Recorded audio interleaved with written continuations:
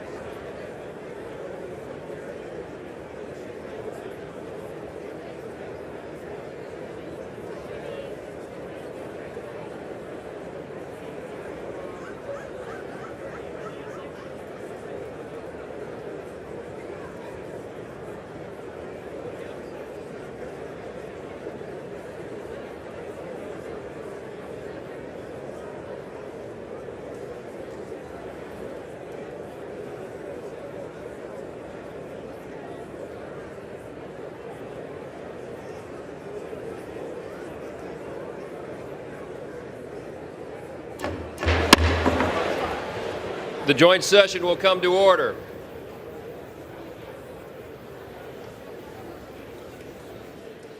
The chair appoints as members of the committee on the part of the House to escort the President of the United States into the chamber the following: the gentleman from Louisiana, Mr. Scalise; the gentleman from Minnesota, Mr. Emmer; the gentlewoman from Michigan, Mrs. McLean; the gentleman from North Carolina, Mr. Hudson; the gentleman from Pennsylvania, Mr. Reschenthaler; the gentleman from Utah, Mr. Moore; the gentlewoman from Indiana, Mrs. Houchin; the gentleman from Oklahoma, Mr. Hearn; the gentleman from New York, Mr. Jeffries; the gentlewoman from Massachusetts, Ms. Clark; the gentleman from California, Mr. Aguilar; the gentleman from California, Mr. Liu; the gentleman from Colorado, Mr. Neguse; the gentlewoman from Washington, Ms. Delbene; the gentlewoman from Michigan, Mrs. Dingell. The President of the Senate, at the direction of that body, appoints the following senators as members of the committee on the part of the Senate to escort the President of the United States into the House chamber: the Senator from South Dakota, Mr. Thune; the Senator from Wyoming, Mr. Barrasso; the Senator from Arkansas, Mr. Cotton; the Senator from Oklahoma, Mr. Lankford; the Senator from West Virginia, Mrs. Capito; the Senator from South Carolina, Mr. Scott; the Senator from New York, Mr. Schumer; the Senator from Illinois, Mr. Durbin; the Senator from Minnesota, Ms. Klobuchar; the Senator from New Jersey, Mr. Booker; the Senator from Wisconsin, Ms. Baldwin. The members of the escort committee will exit the chamber through the lobby doors.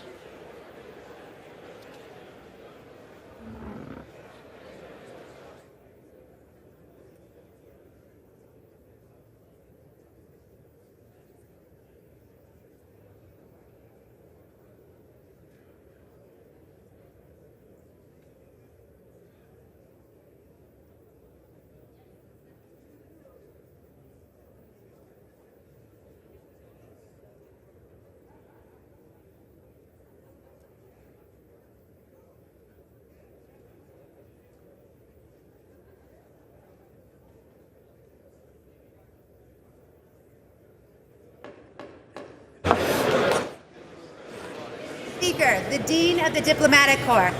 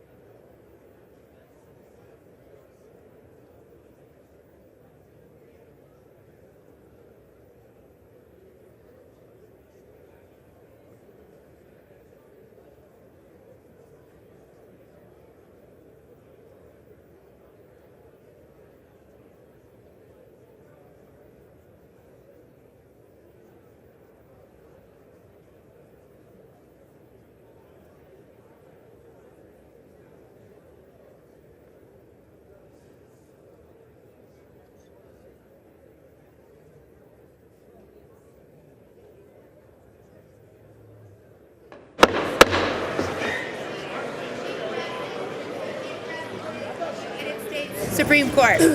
That's great.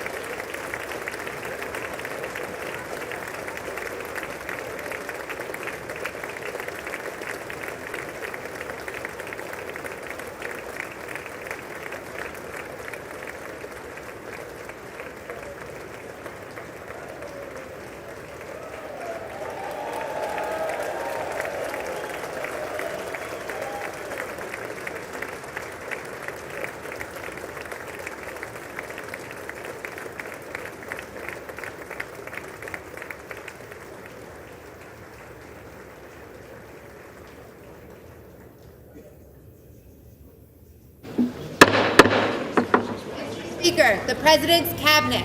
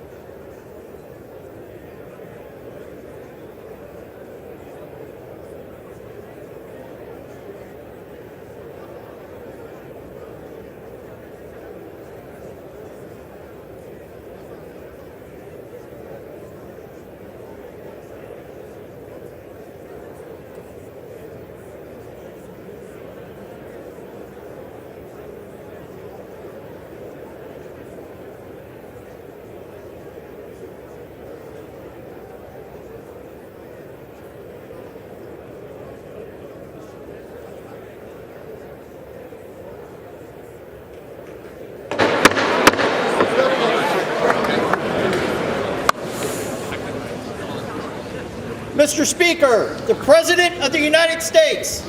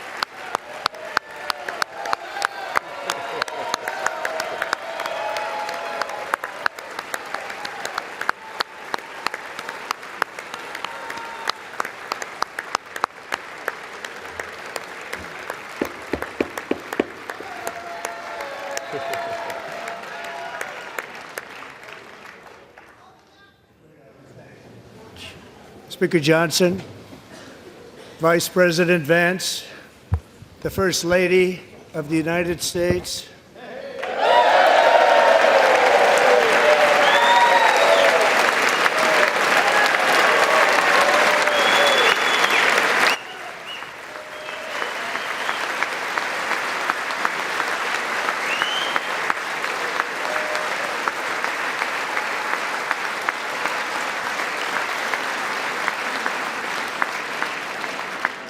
members of the United States Congress, thank you very much, and to my fellow citizens, America is back.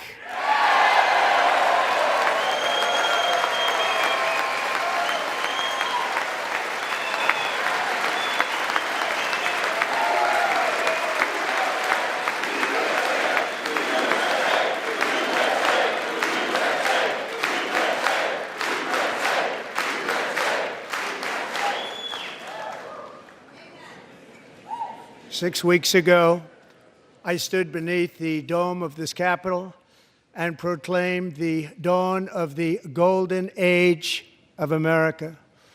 From that moment on, it has been nothing but swift and unrelenting action to usher in the greatest and most successful era in the history of our country.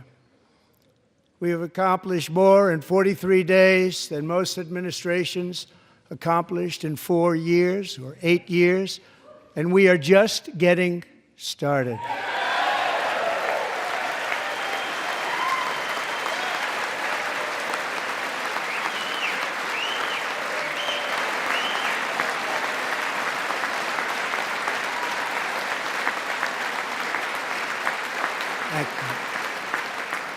I return to this chamber tonight to report that America's momentum is back, our spirit is back, our pride is back, our confidence is back, and the American dream is surging bigger and better than ever before.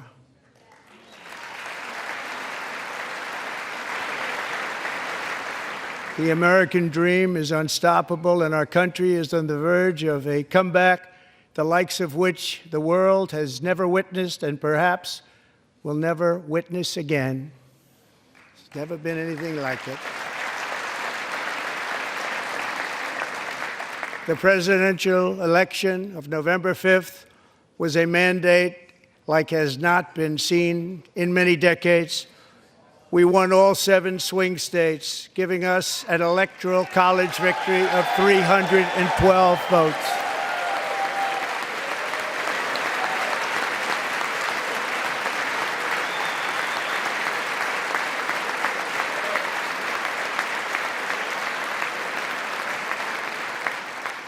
We won the popular vote by big numbers and won counties in our country.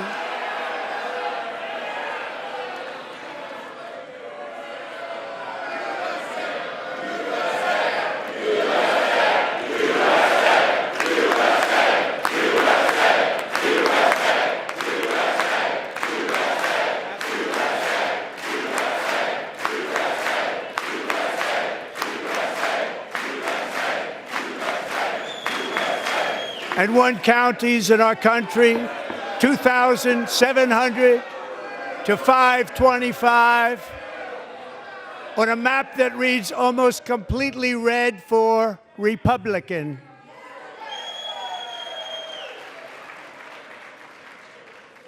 Now, for the first time in modern history, more Americans believe that our country is headed in the right direction than the wrong direction. In fact, it's an astonishing record, 27-point swing, the most ever.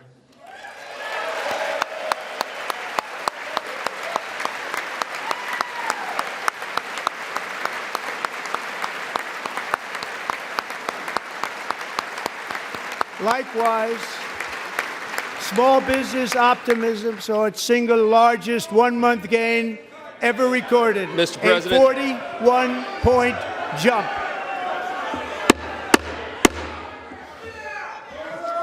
Members are directed to uphold and maintain decorum in the House and to cease any further disruptions. That's your warning.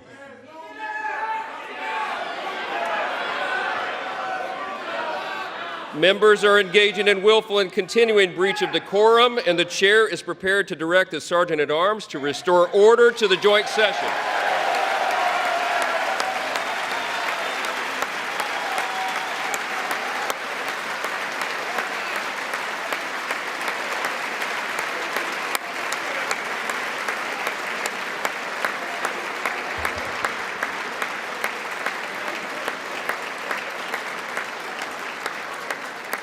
Mr. Green, take your seat. Take your seat, sir. Take your seat. Finding that members continue to engage in willful and concerted disruption of proper decorum, the chair now directs the Sergeant-at-Arms to restore order. Remove this gentleman from the chamber.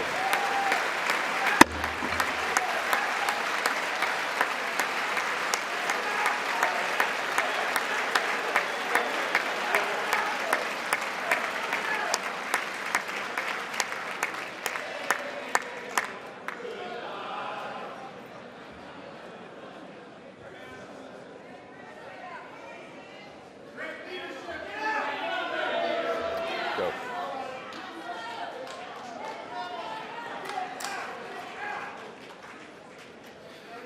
Members are directed to uphold and maintain decorum in the House. Mr. President, you continue. Thank you. Over the past 6 weeks, I have signed nearly 100 executive orders and taken more than 400 executive actions, a record, to restore common sense, safety, optimism, and wealth all across our wonderful land. The people elected me to do the job, and I'm doing it.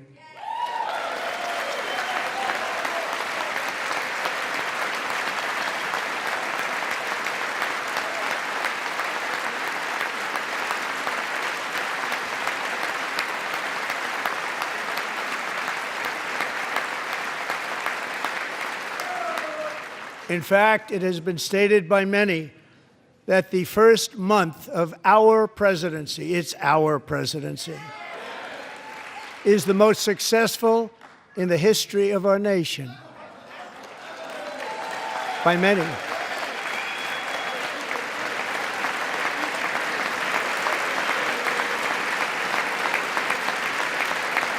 And what makes it even more impressive is that, do you know who number 2 is? George Washington. How about that? How about that? I don't know about that list, but we'll take it. Within hours of taking the oath of office, I declared a national emergency on our southern border, and I deployed the U.S. military and Border Patrol to repel the invasion of our country. And what a job they've done. As a result, illegal border crossings last month were by far the lowest ever recorded, ever.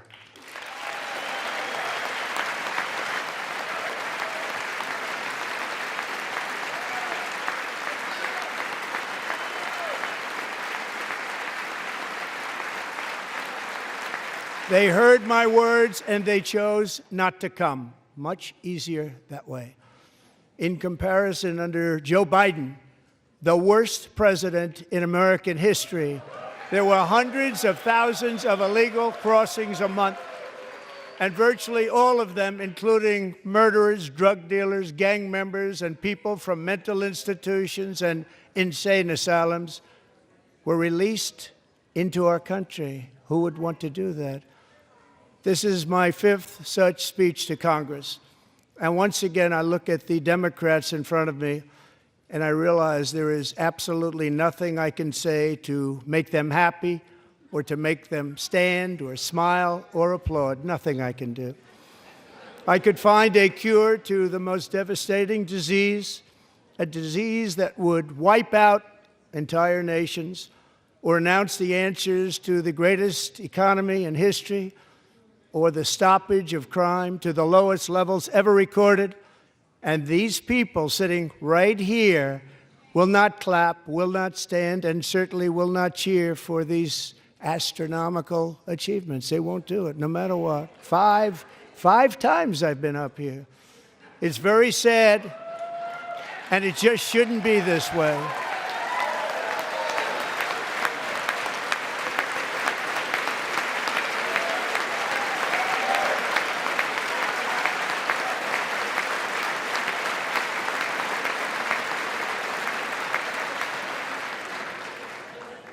So Democrats sitting before me, for just this one night, why not join us in celebrating so many incredible wins for America? For the good of our nation, let's work together and let's truly make America great again.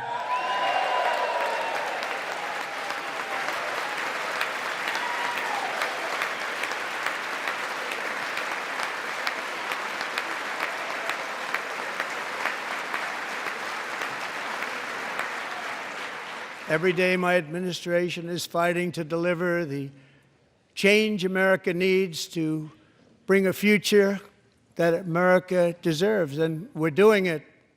This is a time for big dreams and bold action. Upon taking office, I imposed an immediate freeze on all federal hiring, a freeze on all new federal regulations, and a freeze on all foreign aid.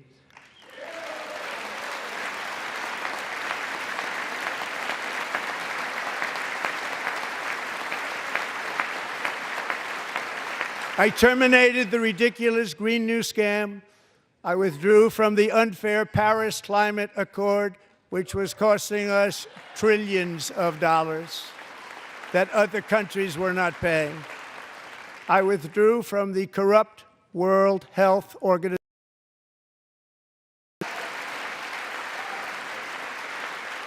And I also withdrew from the anti-American UN Human Rights Council.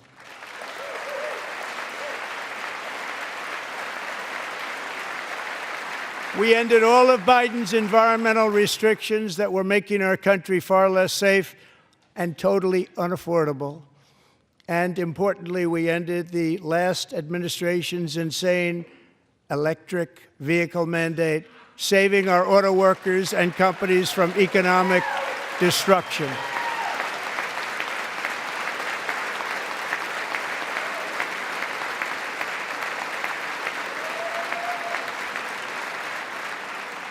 To unshackle our economy, I have directed that for every one new regulation, 10 old regulations must be eliminated, just like I did in my very successful first term.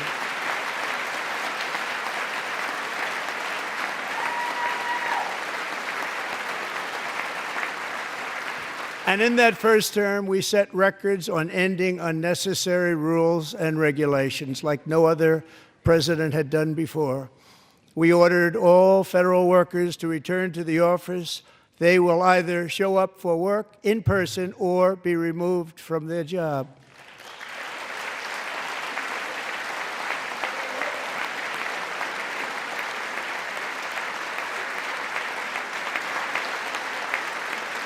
And we have ended weaponized government where, as an example, a sitting president is allowed to viciously prosecute his political opponent, like me. How did that work out? Not too good. Not too good.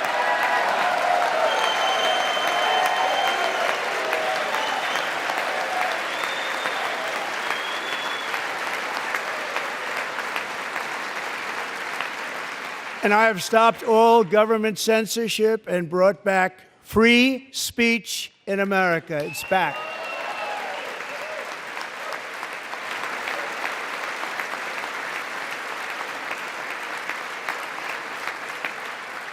And 2 days ago, I signed an order making English the official language of the United States of America.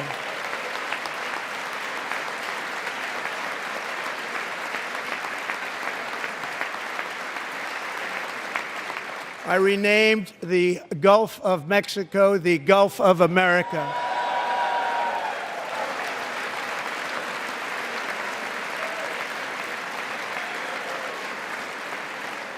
And likewise, I renamed, for a great president, William McKinley, Mount McKinley again. Beautiful Alaska. We love Alaska. We've ended the tyranny of so-called diversity, equity, and inclusion policies all across the entire federal government and indeed the private sector and our military. And our country will be woke no longer.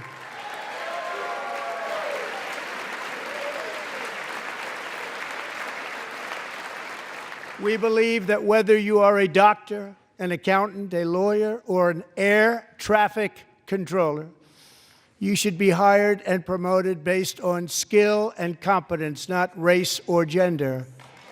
Very important.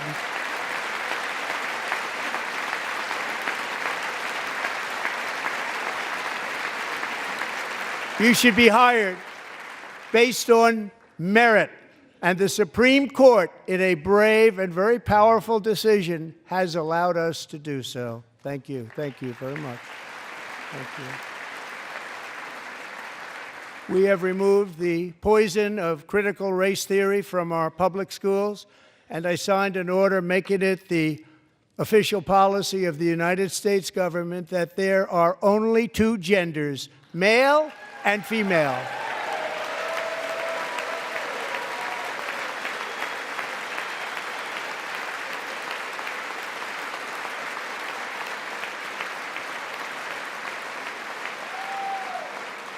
I also signed an executive order to ban men from playing in women's sports.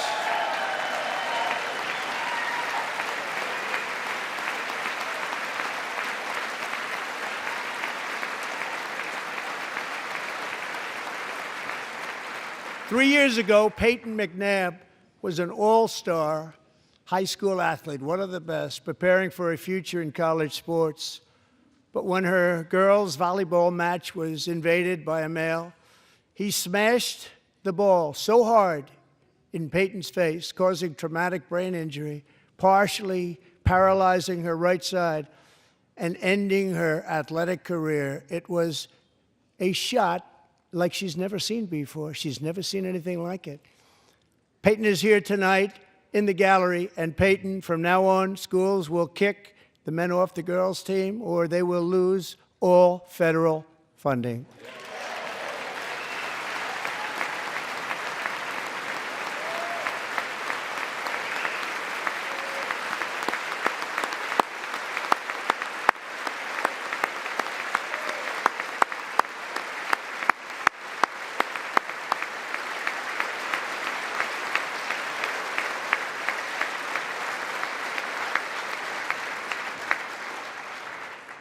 And if you really want to see numbers, just take a look at what happened in the women's boxing, weightlifting, track and field, swimming, or cycling, where a male recently finished a long-distance race 5 hours and 14 minutes ahead of a woman for a new record by 5 hours. Broke the record by 5 hours. It's demeaning for women, and it's very bad for our country. We're not going to put up with it any longer.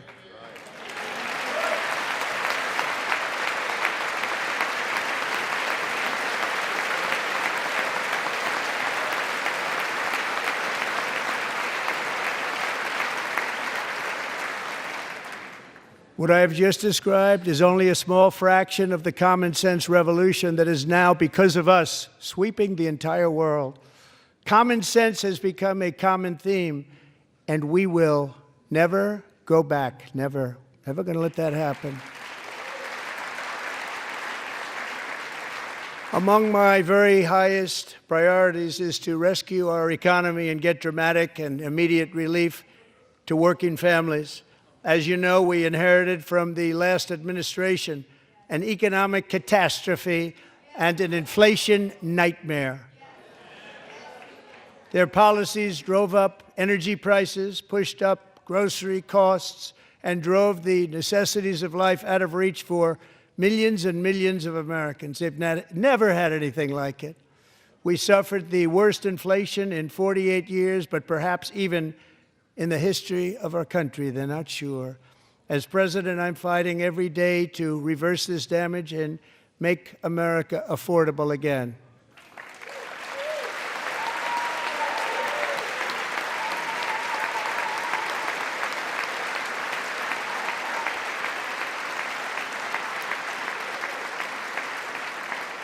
Joe Biden especially let the price of eggs get out of control.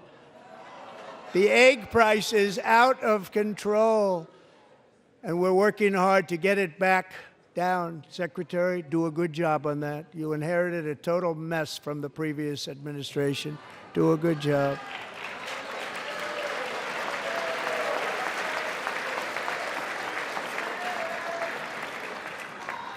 A major focus of our fight to defeat inflation is rapidly reducing the cost of energy. The previous administration cut the number of new oil and gas leases by 95%, slowed pipeline construction to a halt, and closed more than 100 power plants. We are opening up many of those power plants right now.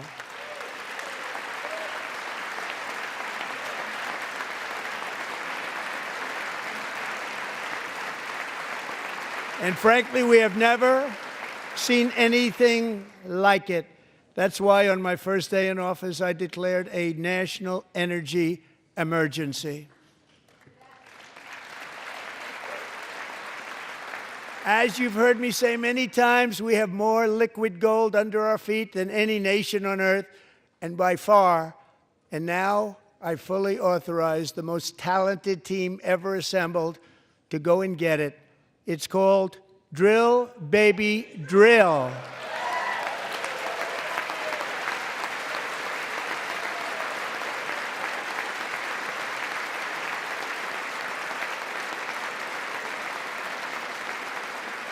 My administration is also working on a gigantic natural gas pipeline in Alaska, among the largest in the world, where Japan, South Korea, and other nations want to be our partner with investments of trillions of dollars each. There's never been anything like that one. It will be truly spectacular. It's all set to go. The permitting is gotten. And later this week, I will also take historic action to dramatically expand production of critical minerals and rare earths here in the USA.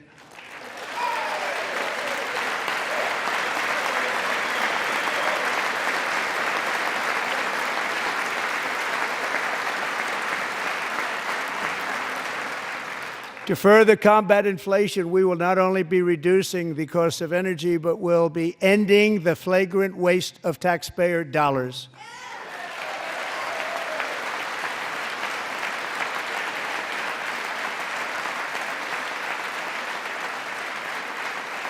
And to that end, I have created the brand new Department of Government Efficiency, DOGE. Perhaps you've heard of it. Perhaps.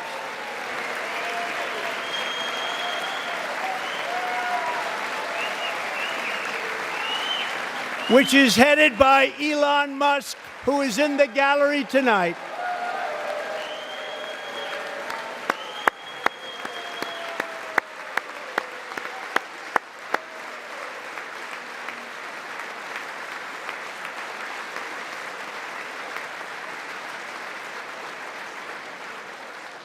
Thank you, Elon. He's working very hard. He didn't need this. He didn't need this. Thank you very much. We appreciate it. Everybody here, even this side, appreciates it, I believe. They just don't want to admit that. Just listen to some of the appalling waste we have already identified. $22 billion from HHS to provide free housing and cars for illegal aliens. $45 million for diversity, equity, and inclusion scholarships in Burma. $40 million to improve the social and economic inclusion of sedentary migrants. Nobody knows what that is. $8 million to promote LGBTQI+ in the African nation of Lesotho, which nobody has ever heard of. $60 million for indigenous peoples and Afro-Colombian empowerment in Central America. $60 million. $8 million for making mice transgender. This is real.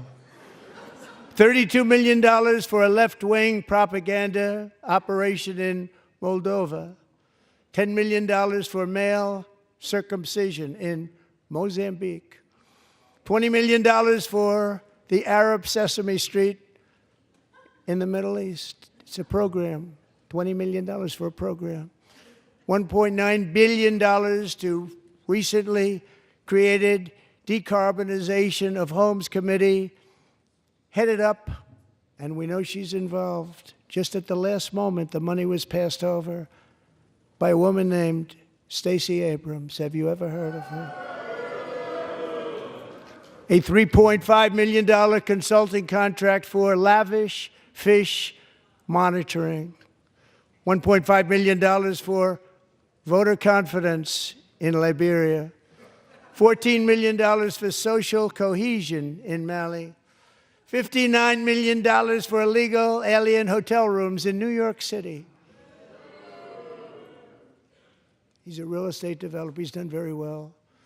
$250,000 to increase vegan local climate action innovation in Zambia. $42 million for social and behavior change in Uganda. $14 million for improving public procurement in Serbia. $47 million for improving learning outcomes in Asia. Asia's doing very well with learning. I don't know what we're doing. We should use it ourselves. And $101 million for DEI contracts at the Department of Education. The most ever paid, nothing even like it. Under the Trump administration, all of these scams, and they're far worse, but I didn't think it was appropriate to talk about them. They're so bad. Many more have been found out and exposed and swiftly terminated by a group of very intelligent, mostly young people, headed up by Elon, and we appreciate it. We found hundreds of billions of dollars of fraud.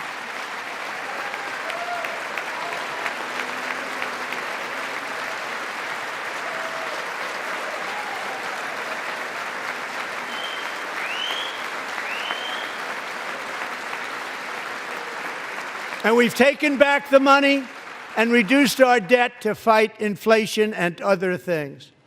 Taken back a lot of that money. We got it just in time. This is just the beginning.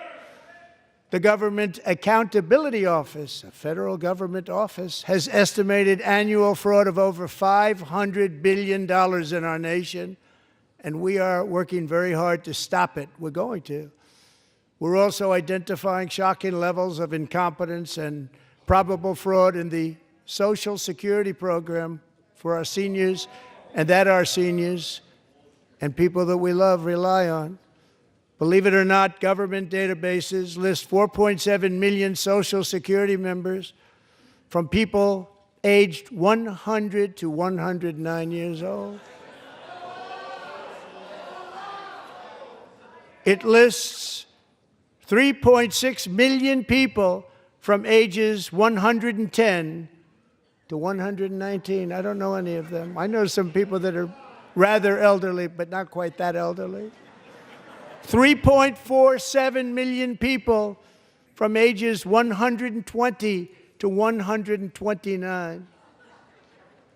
3.9 million people from ages 130 to 139.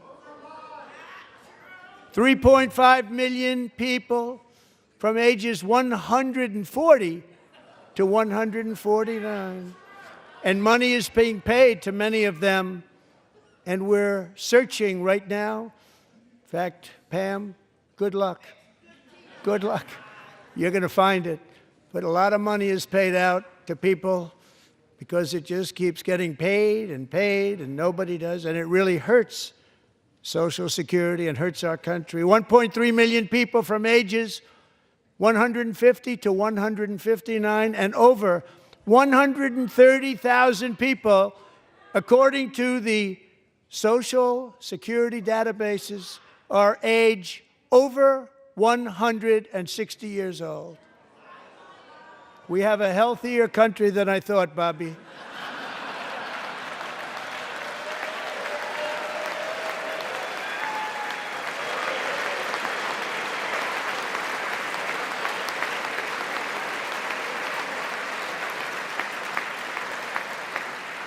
Including, to finish, 1,039 people between the ages of 220 and 229 one person between the age of 240 and 249, and one person is listed at 360 years of age. More than 100 years. More than 100 years older than our country. But we're going to find out where that money's going, and it's not going to be pretty. By slashing all of the fraud, waste, and theft we can find, we will defeat inflation, bring down mortgage rates, lower car payments and grocery prices, protect our seniors, and put more money in the pockets of American families.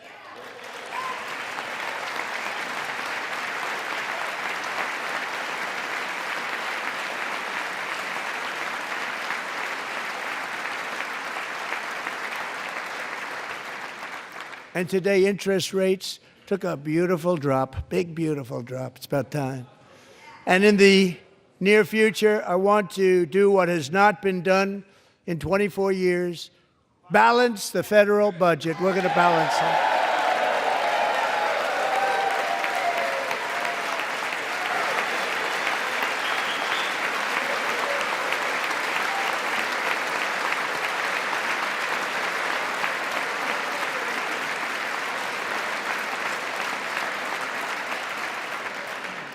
With that goal in mind, we have developed in great detail what we are calling the Gold Card, which goes on sale very, very soon. For $5 million, we will allow the most successful job-creating people from all over the world to buy a path to U.S. citizenship. It's like the green card, but better and more sophisticated. And these people will have to pay tax in our country. They won't have to pay tax from where they came. The money that they've made, you wouldn't want to do that, but they have to pay tax, create jobs. They'll also be taking people out of colleges and paying for them so that we can keep them in our country instead of having them being forced out. Number one, at the top school, as an example, being forced out and not being allowed to stay and create tremendous numbers of jobs and great success for a company out there. So while we take out the criminals, killers, traffickers, and child predators who are allowed to enter our country under the open border policy of these people, the Democrats, the Biden administration, the open border insane policies that you've allowed to destroy our country, we will now bring in brilliant, hardworking, job-creating people. They're going to pay a lot of money, and we're going to reduce our debt with that money.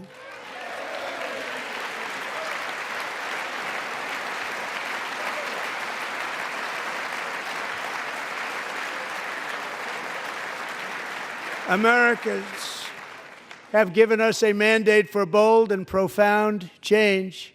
For nearly 100 years, the federal bureaucracy has grown until it has crushed our freedoms, ballooned our deficits, and held back America's potential in every possible way. The nation founded by pioneers and risk-takers now drowns under millions and millions of pages of regulations and debt.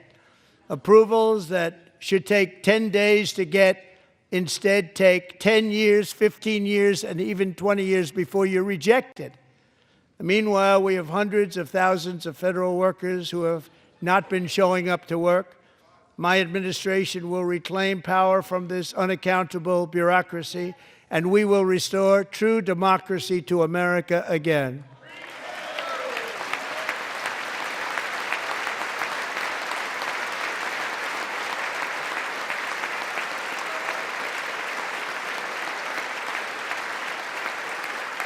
And any federal bureaucrat who resists this change will be removed from office immediately.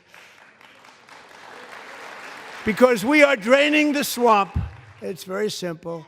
And the days of rule by unelected bureaucrats are over.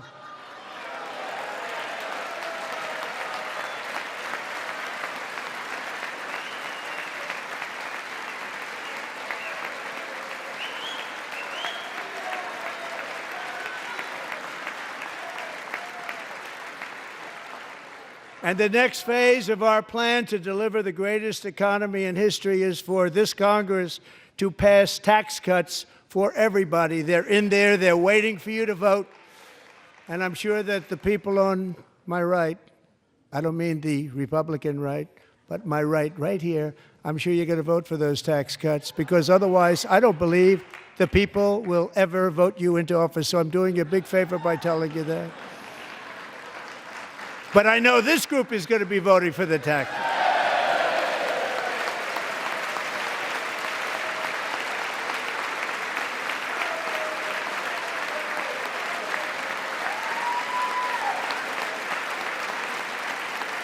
Thank you. It's a very, very big part of our plan. We had tremendous success in our first term with it. A very big part of our plan. We're seeking permanent income tax cuts all across the board. And to get urgently needed relief to Americans hit especially hard by inflation, I'm calling for no tax on tips, no tax on overtime, and no tax on Social Security benefits for our great seniors.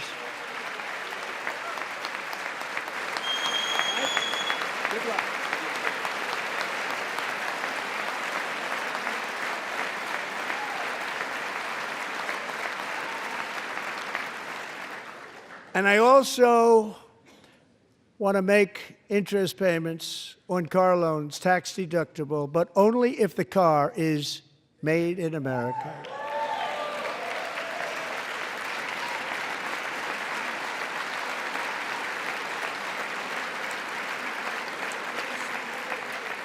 And by the way, we're going to have growth in the auto industry like nobody's ever seen. Plants are opening up all over the place. Deals are being made. Never seen. That's a combination of the election win and tariffs. It's a beautiful word, isn't it? That, along with our other policies, will allow our auto industry to absolutely boom. It's going to boom. Spoke to the majors today, all three, the top people, and they're so excited. In fact, already numerous car companies have announced that they will be building massive automobile plants in America, with Honda just announcing a new plant in Indiana, one of the largest anywhere in the world.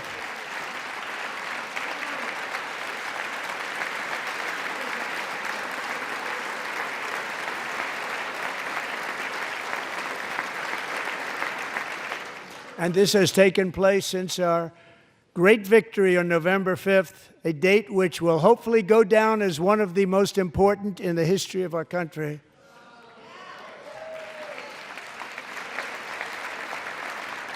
In addition, as part of our tax cuts, we want to cut taxes on domestic production and all manufacturing.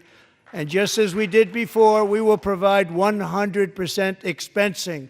It will be retroactive to January 20th, 2025.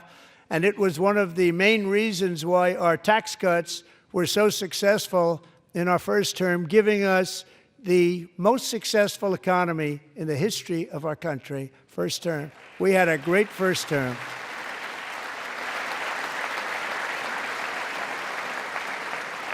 If you don't make your product in America, however, under the Trump administration, you will pay a tariff, and in some cases, a rather large one. Other countries have used tariffs against us for decades, and now it's our turn to start using them against those other countries.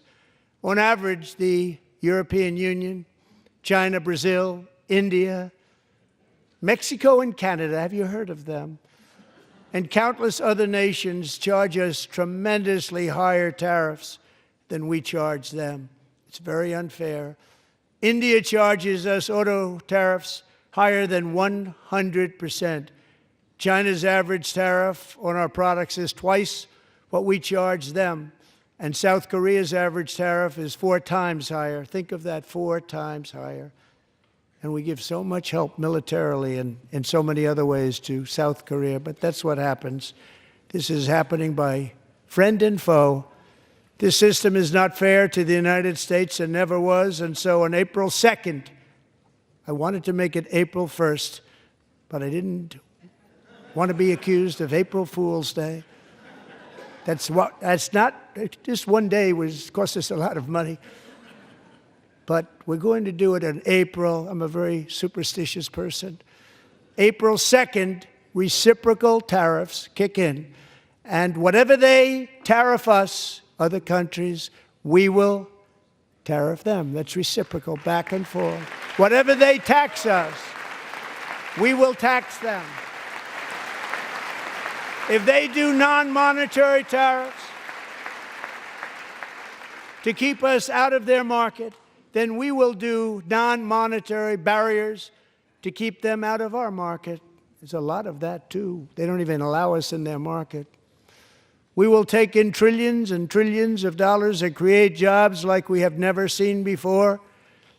I did it with China, and I did it with others, and the Biden administration couldn't do anything about it because there was so much money they couldn't do anything about it. We have been ripped off for decades by nearly every country on earth, and we will not let that happen any longer.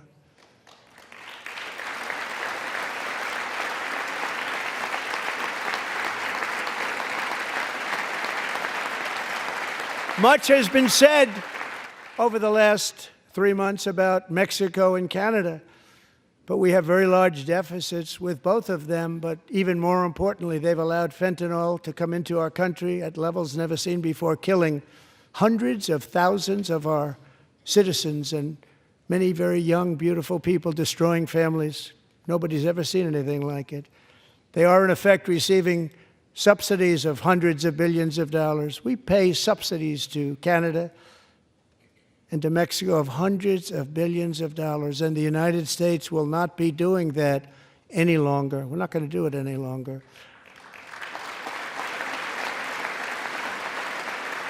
Thanks to our America First policies we're putting into place, we have had $1.7 trillion of new investment in America in just the past few weeks. The combination of the election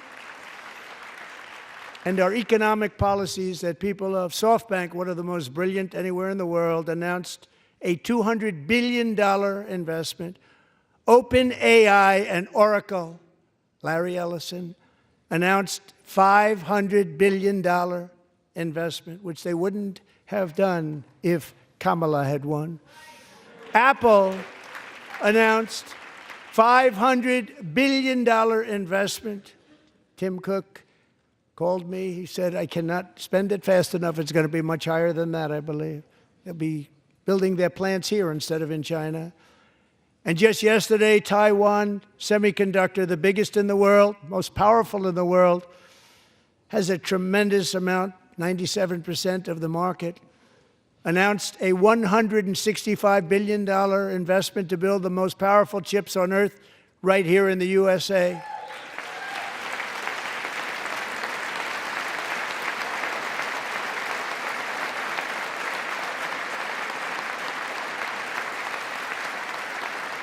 And we're not giving them any money. Your CHIPS Act is a horrible, horrible thing. We give hundreds of billions of dollars, and it doesn't mean a thing. They take our money and they don't spend it.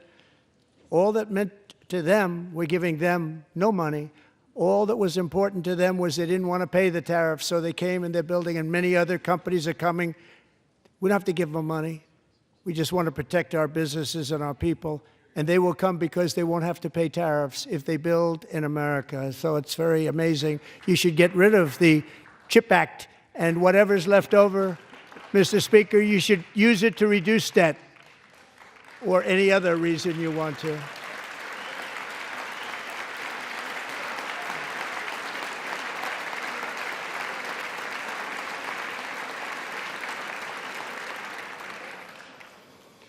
Our new trade policy will also be great for the American farmer. I love the farmer, who will now be selling into our home market, the USA, because nobody is going to be able to compete with you. Because there's goods that come in from other countries and companies, they're really in a bad position in so many different ways. They're uninspected. They may be very dirty and disgusting, and they come in and they pour in, and they hurt our American farmers. The tariffs will go on agricultural product coming into America, and our farmers, starting on April 2nd, it may be a little bit of an adjustment period. We had that before when I made the deal with China, $50 billion of purchases, and I said, just bear with me, and they did. They did. Probably have to bear with me again, and this will be even better. That was great. The problem with it was that Biden didn't enforce it. He didn't enforce it. $50 billion of purchases, and we were doing great, but Biden did not enforce it, and it hurt our farmers. But our farmers are going to have a field day right now. So to our farmers, have a lot of fun. I love you too. I love you too. It's all going to happen.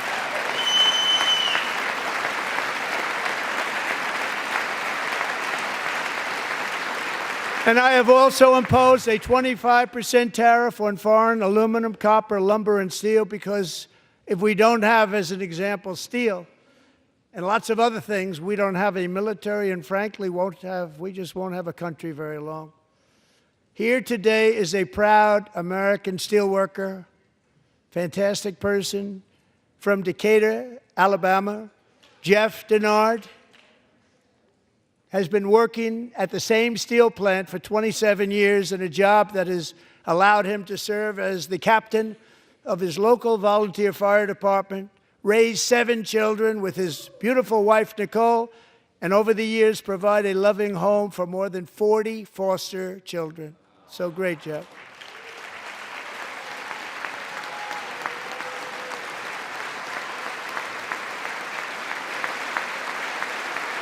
Thank you, Jeff. Thank you, Jeff.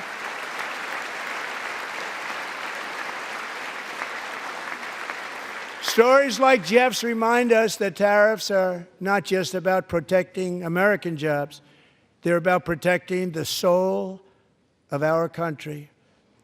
Tariffs are about making America rich again and making America great again, and it's happening, and it will happen rather quickly. There'll be a little disturbance, but we're okay with that. It won't be much. No, you're not. Oh. And look where Biden took us. Very low, the lowest we've ever been. Jeff, I want to thank you very much. And I also want to recognize another person who has devoted herself to foster care community. She works so hard on it. A very loving person, our magnificent First Lady of the United States.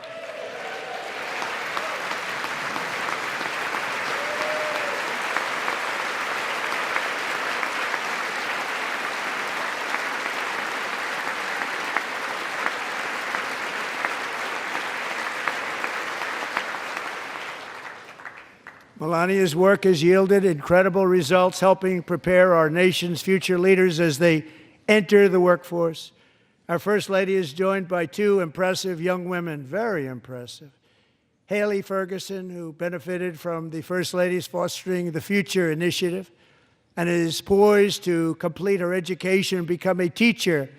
And Elliston Berry, who became a victim of an illicit deepfake image produced by a peer. With Elliston's help, the Senate just passed the Take It Down Act, and this is so important. Thank you very much, John. John Thune, thank you. Stand up, John. Thank you, John.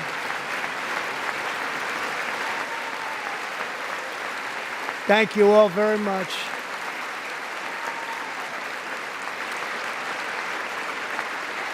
Thank you. And thank you to John Thune and the Senate. Great job. To criminalize the publication of such images online is a terrible, terrible thing. And once it passes the House, I look forward to signing that bill into law. Thank you. And I'm going to use that bill for myself, too, if you don't mind.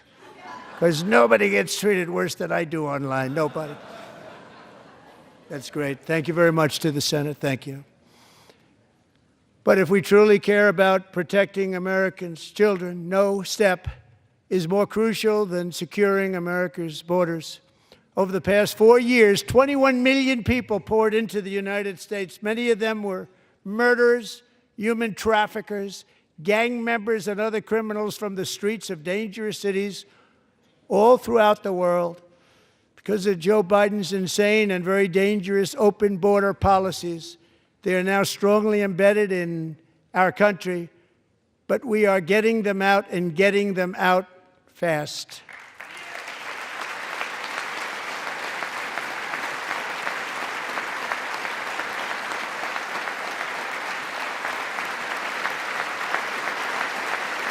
And I want to thank Tom Homan and Christy. I want to thank you and Paul of Border Patrol. I want to thank you. What a job they've all done. Everybody, Border Patrol, ICE, law enforcement in general is incredible. We have to take care of our law enforcement. Have to.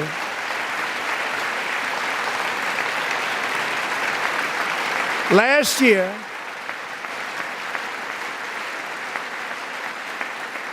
a brilliant 22-year-old nursing student named Lakin Riley, the best in her class, admired by everybody, went out for a jog on the campus of the University of Georgia. That morning, Lakin was viciously attacked, assaulted, beaten, brutalized, and horrifically murdered.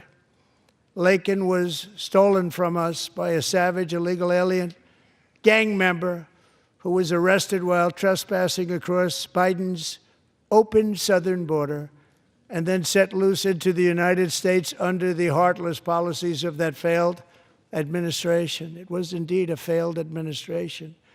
He had then been arrested and released in a Democrat-run sanctuary city, a disaster, before ending the life of this beautiful young angel.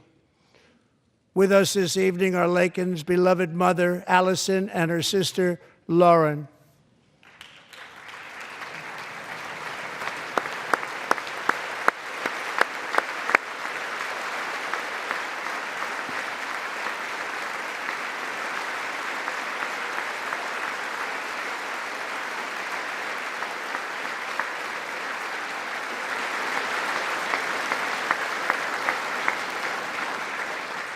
Last year, I told Lakin's grieving parents that we would ensure their daughter would not have died in vain. That's why the very first bill I signed into law as your 47th president mandates the detention of all dangerous criminal aliens who threaten public safety. It's a very strong, powerful act.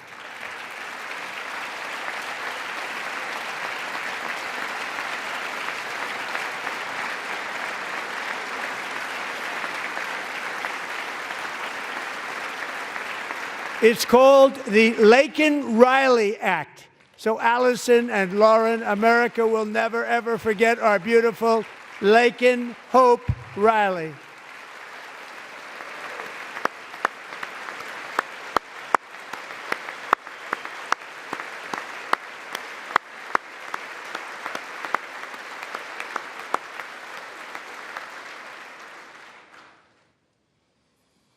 Thank you very much. Since taking office, my administration has launched the most sweeping border and immigration crackdown in American history, and we quickly achieved the lowest numbers of illegal border crossers ever recorded. Thank you.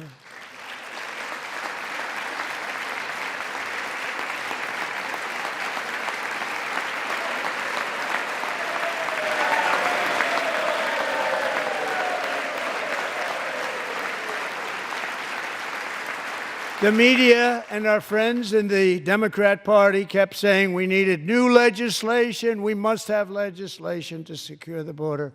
But it turned out that all we really needed was a new president.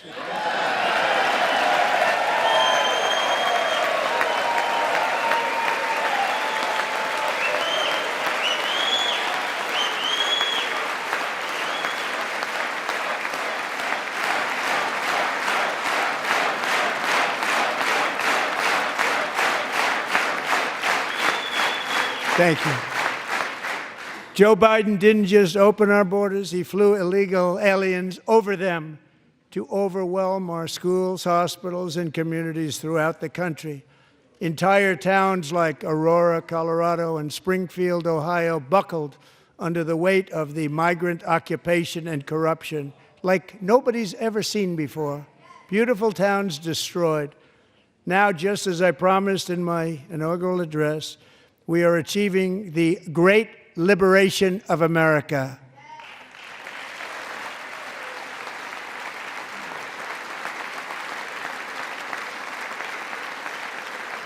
But there still is much work to be done. Here tonight is a woman I have gotten to know Alexis Nungary from Houston. Wonderful woman. Last June, Alexis's 12-year-old daughter, her precious Jocelyn, walked to a nearby convenience store. She was kidnapped, tied up, assaulted for 2 hours under a bridge, and horrifically murdered. Arrested and charged with this heinous crime are 2 illegal alien monsters from Venezuela, released into America by the last administration through their ridiculous open border. The death of this beautiful 12-year-old girl and the agony of her mother and family touched our entire nation greatly. Alexis, I promised that we would always remember your daughter, your magnificent daughter, and earlier tonight I signed an order keeping my word to you. One thing I have learned about Jocelyn is that she loved animals so much. She loved nature.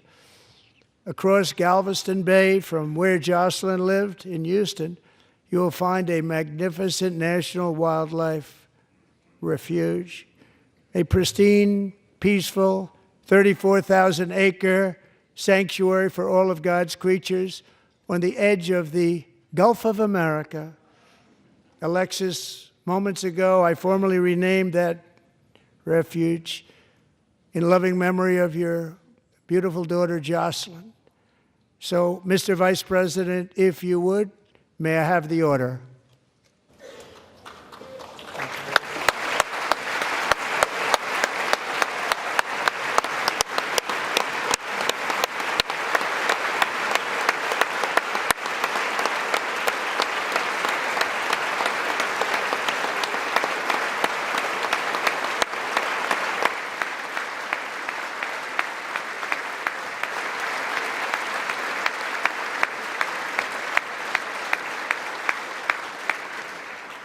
Thank you very much.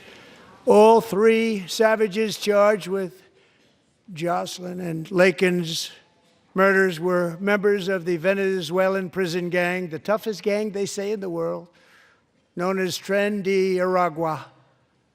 2 weeks ago, I officially designated this gang, along with MS-13 and the bloodthirsty Mexican drug cartels, as foreign terrorist organizations.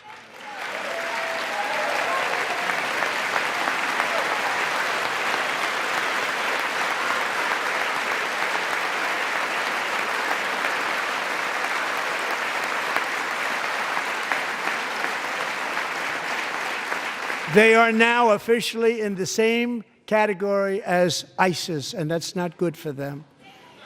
Countless thousands of these terrorists were welcomed into the U.S. by the Biden administration. But now every last one will be rounded up and forcibly removed from our country, or, if they're too dangerous, put in jails, standing trial in this country, because we don't want them to come back ever.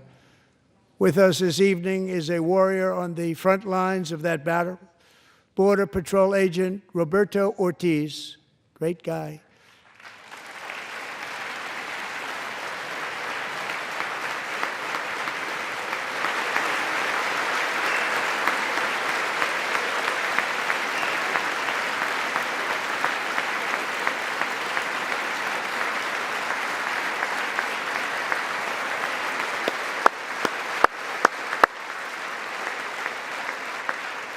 In January, Roberto and another agent were patrolling by the Rio Grande near an area known as Cartel Island. Doesn't sound too nice to me.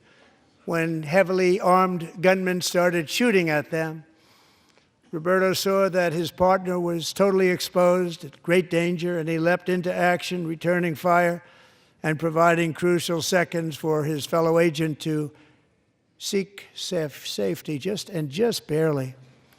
I have some of the prints of that event, and it was not good. Agent Ortiz, we salute you for your great courage and for your line of fire that you took and for the bravery that you showed. We honor you, and we will always honor you. Thank you, Roberto, very much.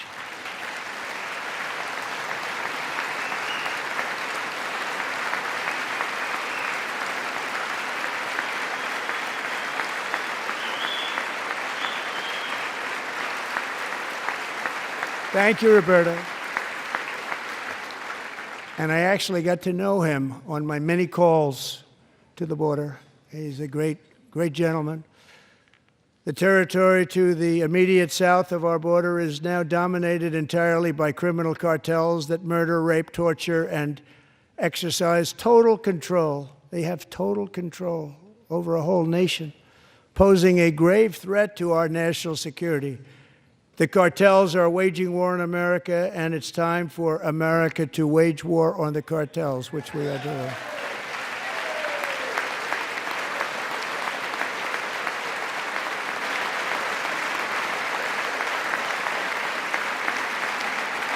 Five nights ago, Mexican authorities, because of our tariff policies being imposed on them, think of this, handed over to us 29 of the biggest cartel leaders in their country. That has never happened before. They want to make us happy.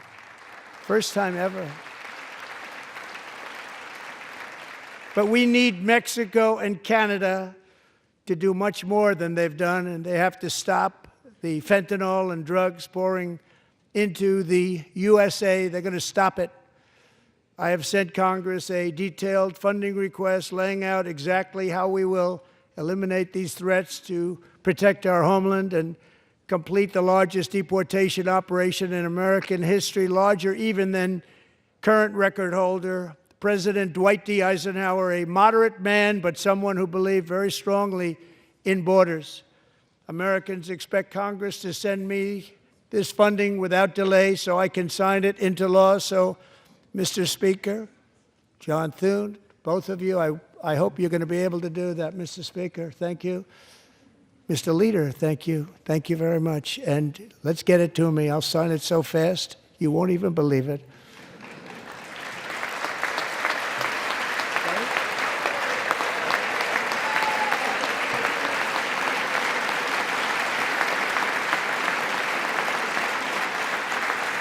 And as we reclaim our sovereignty, we must also bring back law and order to our cities and towns.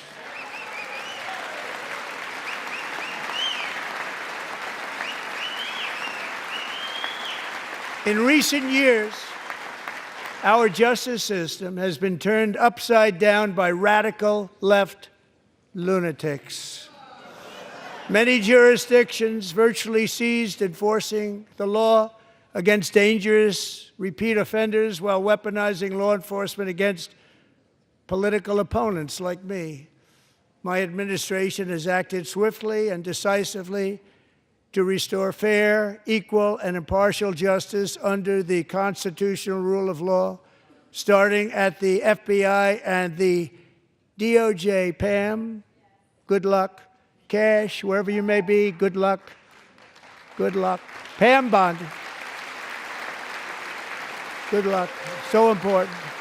Going to do a great job. Cash, thank you. Thank you, Cash.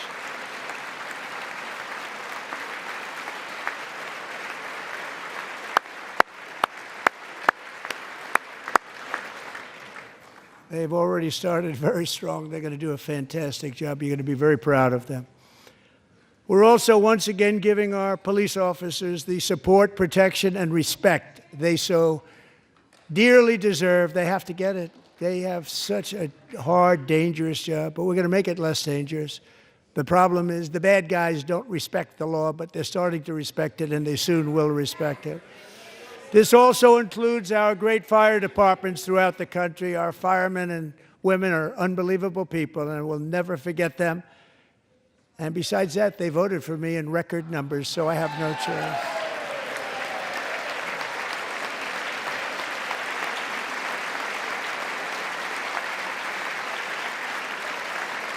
One year ago this month, 31-year-old New York police officer Jonathan Diller, unbelievably wonderful person and a great officer, was gunned down at a traffic stop on Long Island. I went to his funeral.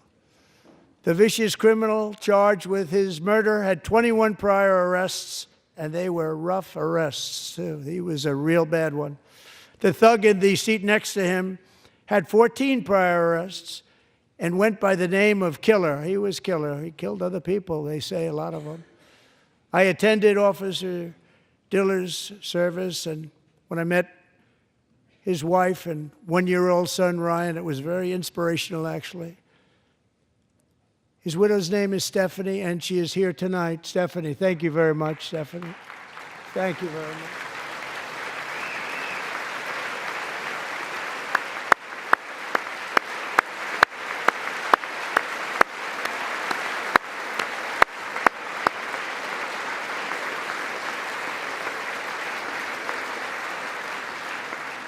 Stephanie, we're going to make sure that Ryan knows his dad was a true hero, New York's finest, and we're going to get these cold-blooded killers and repeat offenders off our streets, and we're going to do it fast. Got to stop it. They get out with 28 arrests. They push people into subway trains. They hit people over the head, back of the head with baseball bats. We got to get them out of here. I've already signed an executive order requiring a mandatory death penalty for anyone who murders a police officer, and tonight I'm asking Congress to pass that policy into permanent law.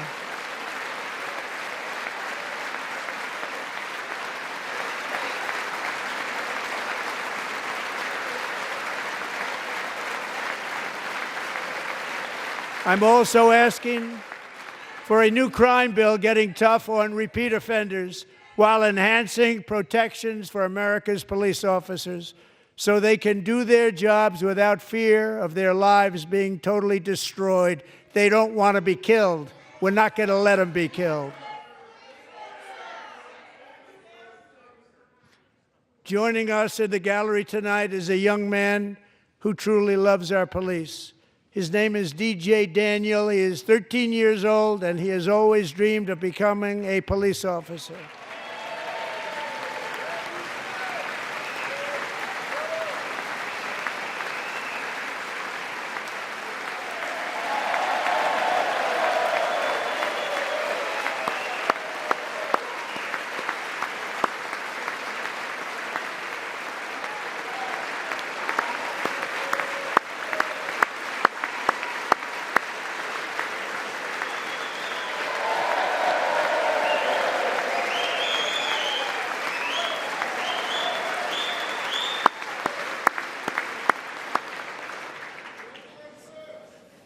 But in 2018, DJ was diagnosed with brain cancer. The doctors gave him 5 months at most to live. That was more than 6 years ago.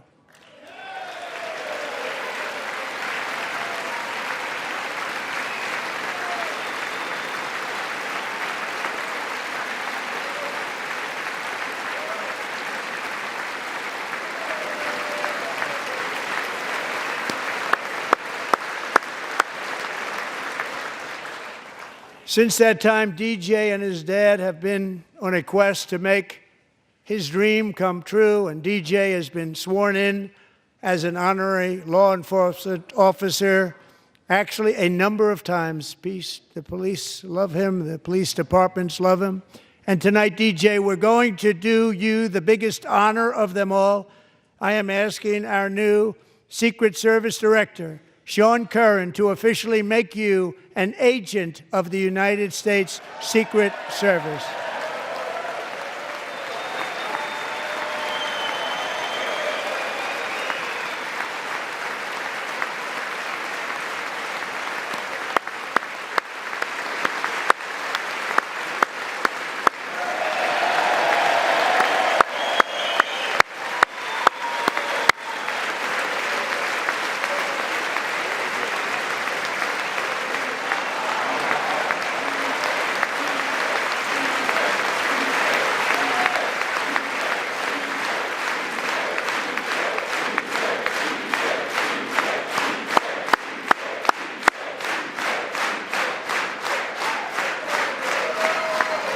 Thank you, DJ. DJ's doctors believe his cancer likely came from a chemical he was exposed to when he was younger. Since 1975, rates of child cancer have increased by more than 40%. Reversing this trend is one of the top priorities for our new presidential commission to make America healthy again, chaired by our new Secretary of Health and Human Services, Robert F. Kennedy, Jr.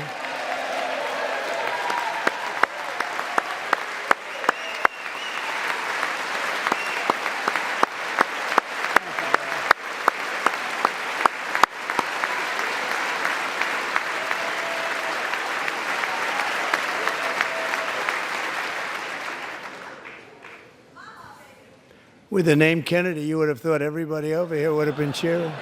How quickly they forget. Our goal is to get toxins out of our environment, poisons out of our food supply, and keep our children healthy and strong.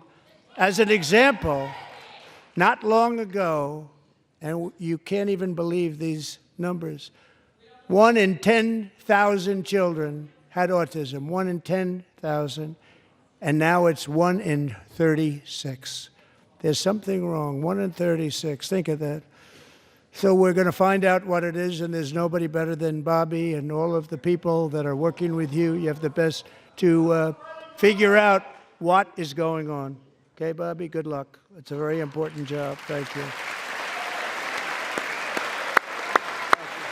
Go get him.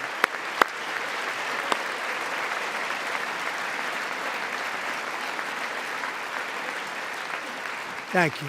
My administration is also working to protect our children from toxic ideologies in our schools. A few years ago, January Littlejohn and her husband discovered that their daughter's school had secretly socially transitioned their 13-year-old little girl. Teachers and administrators conspired to deceive January and her husband while encouraging her daughter to use a new name and pronouns. They, them pronoun, actually, all without telling January, who is here tonight and is now a courageous advocate against this form of child abuse. January, thank you. Thank you. Thank you very much.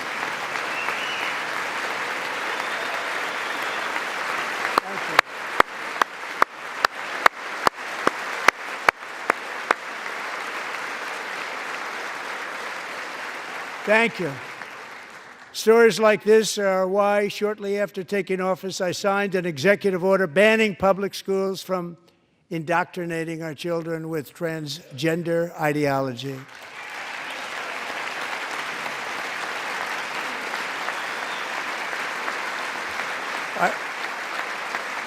I also signed an order to cut off all taxpayer funding to any institution that engages in the sexual mutilation of our youth.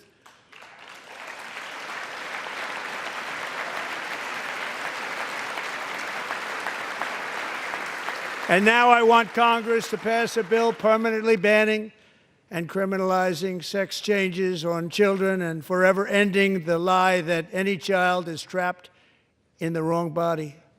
This is a big lie.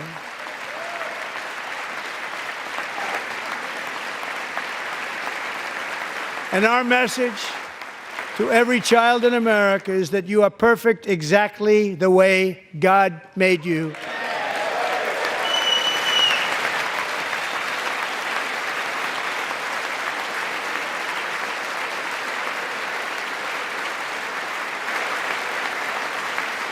Because we're getting wokeness out of our schools and out of our military, and it's already out, and it's out of our society. We don't want it. Wokeness is trouble. Wokeness is bad. It's gone. It's gone. And we feel so much better for it, don't we? Don't we feel better? Our service members won't be activists and ideologues. They will be fighters and warriors. They will fight for our country. And Pete, congratulations. Secretary of Defense, congratulations.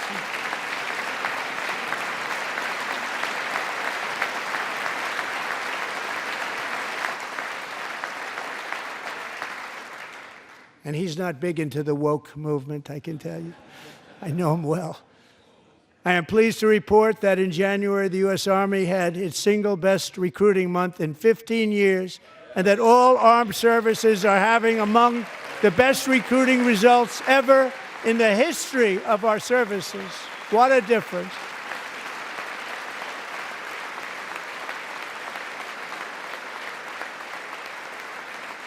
And you know, it was just a few months ago where the results were exactly the opposite. We couldn't recruit anywhere. We couldn't recruit. Now we're having the best results just about that we've ever had. What a tremendous turnaround. It's really a beautiful thing to see. People love our country again. It's very simple. They love our country, and they love being in our military again. So it's a great thing, and thank you very much. Great job. Thank you.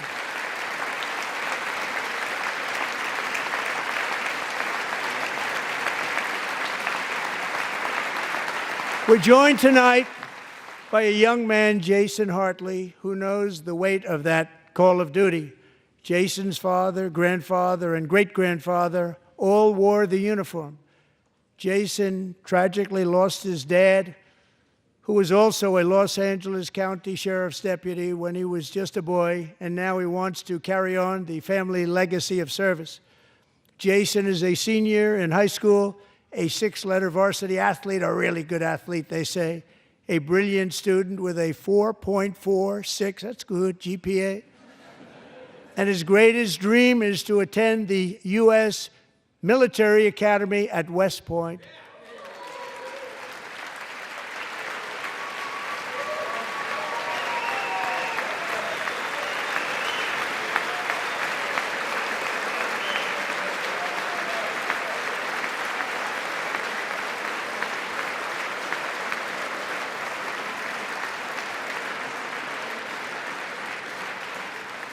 And Jason, that's a very big deal getting in. That's a hard one to get into. But I'm pleased to inform you that your application has been accepted. You will soon be joining the Corps of Cadets.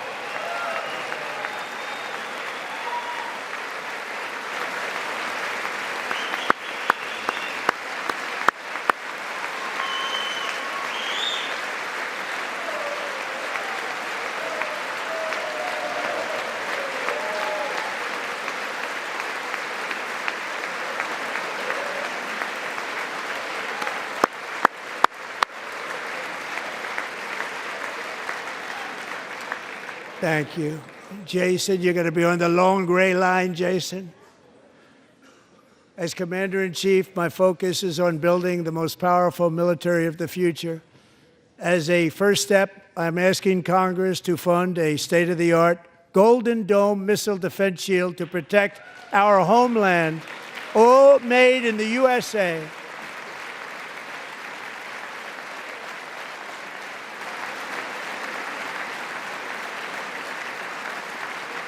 And Ronald Reagan wanted to do it long ago, but the technology just wasn't there, not even close. But now we have the technology. It's incredible, actually. And other places, they have it. Israel has it. Other places have it. And the United States should have it too, right, Tim, right? They should have it too. So I want to thank you. But it's a very, very important. This is a very dangerous world. We should have it. We want to be protected, and we're going to protect our citizens like never before. To boost our defense industrial base, we are also going to resurrect the American shipbuilding industry, including commercial shipbuilding and military shipbuilding.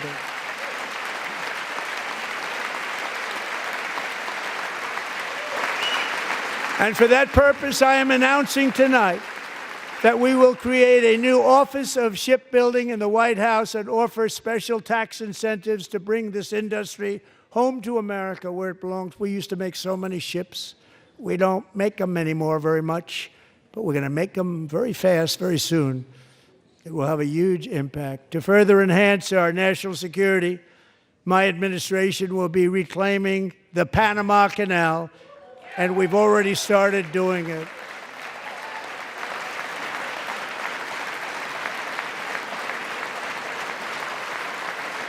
Just today, a large American company announced they are buying both ports around the Panama Canal and lots of other things having to do with the Panama Canal and a couple of other canals. The Panama Canal was built by Americans for Americans, not for others, but others could use it. But it was built at tremendous cost of American blood and treasure. 38,000 workers died building the Panama Canal. They died of malaria. They died of snake bites and mosquitoes. Not a nice place to work. They paid them very highly to go there, knowing there was a 25% chance that they would die. The most expensive project also that was ever built in our country's history, if you bring it up to modern day costs. It was given away by the Carter administration for $1, but that agreement has been violated very severely. We didn't give it to China. We gave it to Panama, and we're taking it back.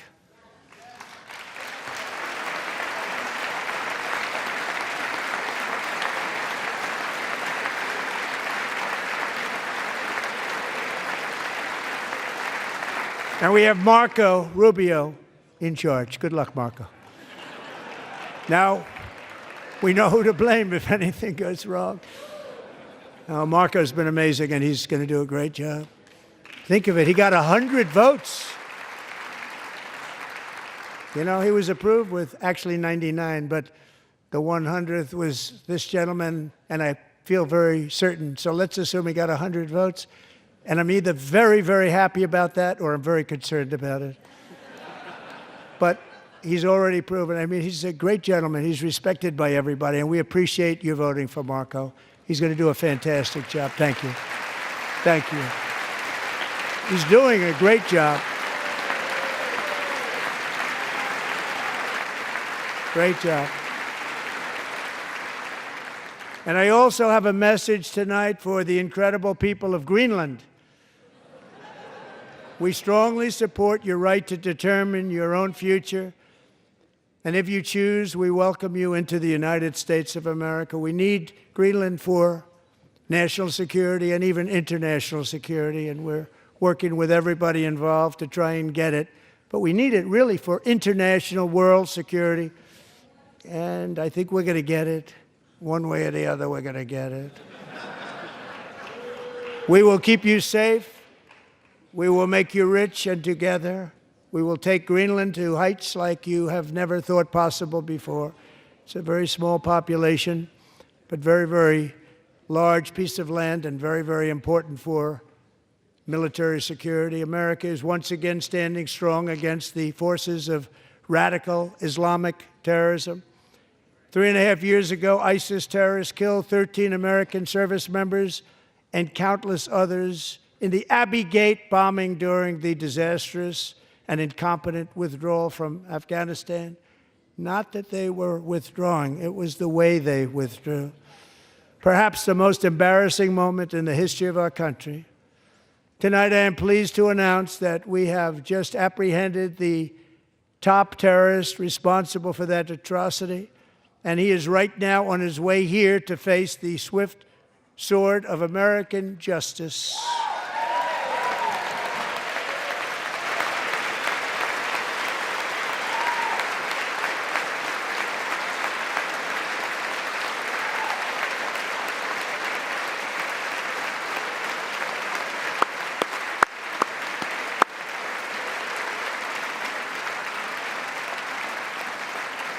And I want to thank especially the government of Pakistan for helping arrest this monster. This was a very momentous day for those 13 families who I actually got to know very well, most of them, whose children were murdered, and the many people that were so badly, over 42 people, so badly injured on that fateful day in Afghanistan. What a horrible day. Such incompetence was shown that when Putin saw what happened, I guess he said, wow, maybe this is my chance. That's how bad it was. Should have never happened. Grossly incompetent people. I spoke to many of the parents and loved ones, and they're all in our hearts tonight. Just spoke to them on the phone. We had a big call. Every one of them called, and everybody was on the line, and they did nothing but cry with happiness. They were very happy, as happy as you can be under those circumstances. Their child, brother, sister, son, daughter was killed for no reason whatsoever. In the Middle East, we're bringing back our hostages from Gaza. In my first term, we achieved one of the most groundbreaking peace agreements in generations, the Abraham Accords.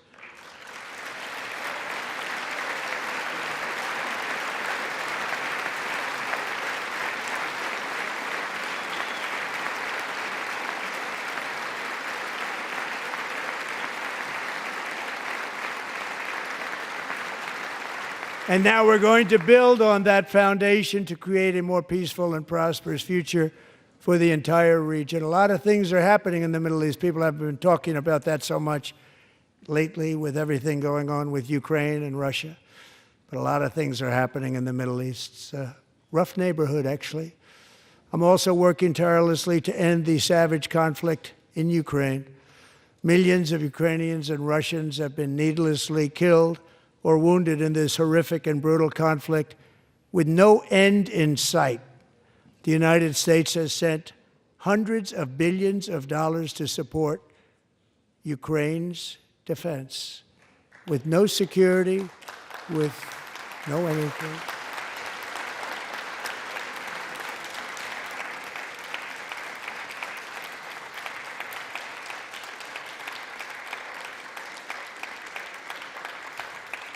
Do you want to keep it going for another 5 years?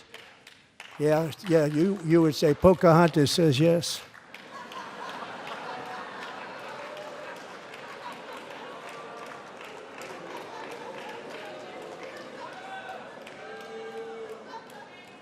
$2,000 people are being killed every single week. More than that. They're Russian young people. They're Ukrainian young people. They're not Americans. But I want it to stop.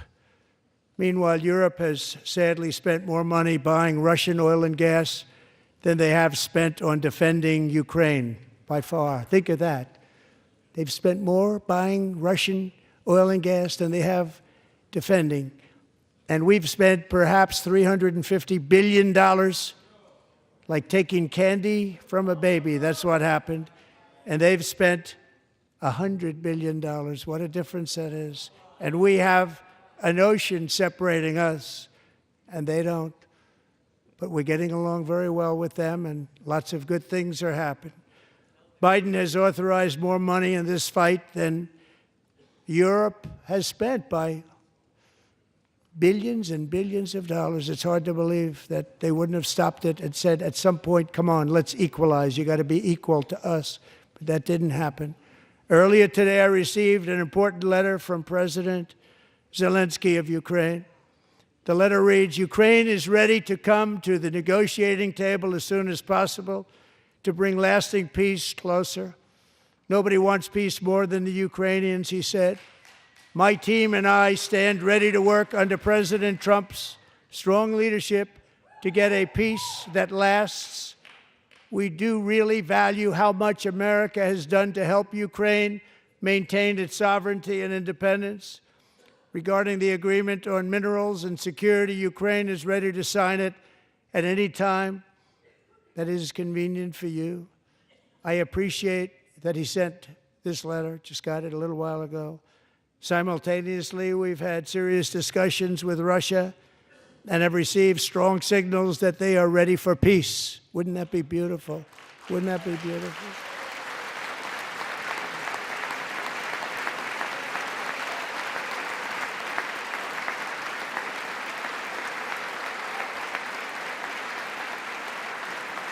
Wouldn't that be beautiful?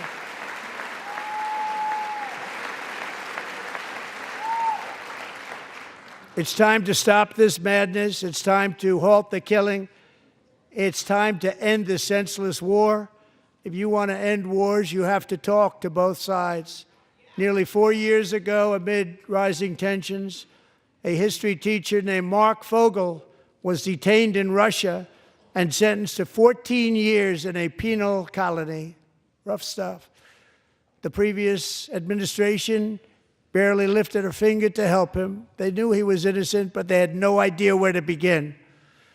But last summer, I promised his 95-year-old mother, Malphine, that we would bring her boy safely back home.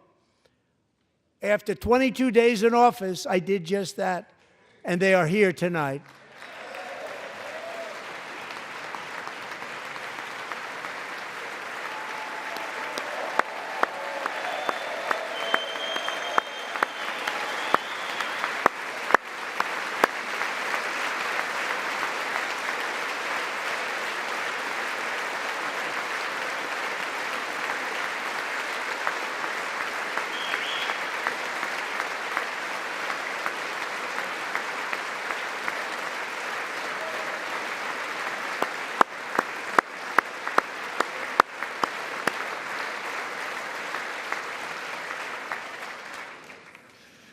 To Mark and his great mom, we are delighted to have you safe and sound and with us.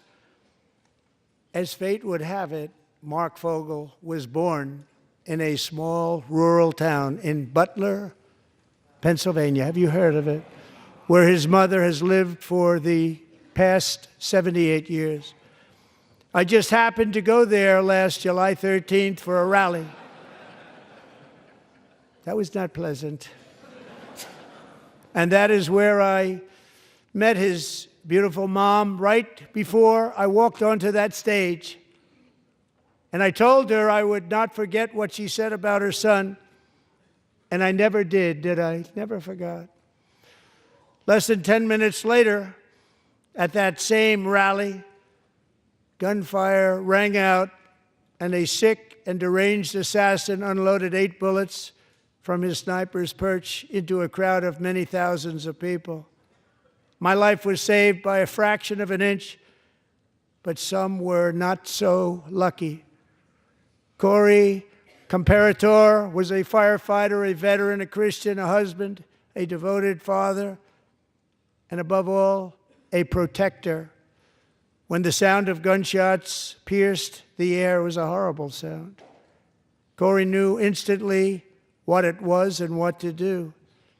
He threw himself on top of his wife and daughters and shielded them from the bullets with his own body. Corey was hit really hard. You know the story from there. He sacrificed his life to save theirs. 2 others, very fine people, were also seriously hit. But thankfully, with the help of 2 great country doctors, we thought they were gone and they were saved. So those doctors had great talent. We're joined by Corey's wife, Helen, who was his high school sweetheart, and their 2 beloved daughters, Allison and Kaylee. Thank you.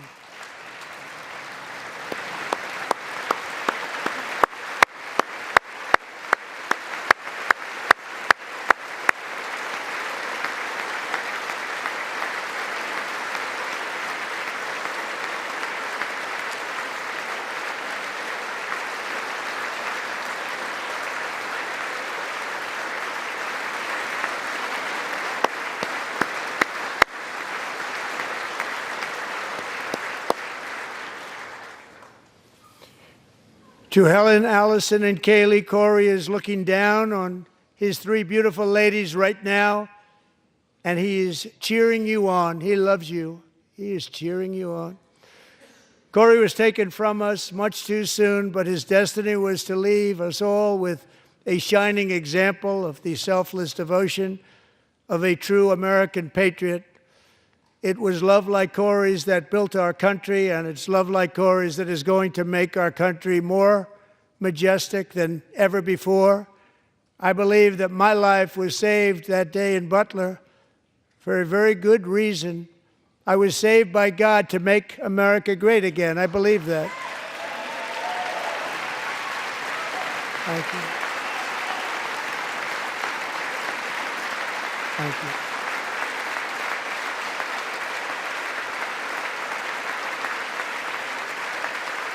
Thank you.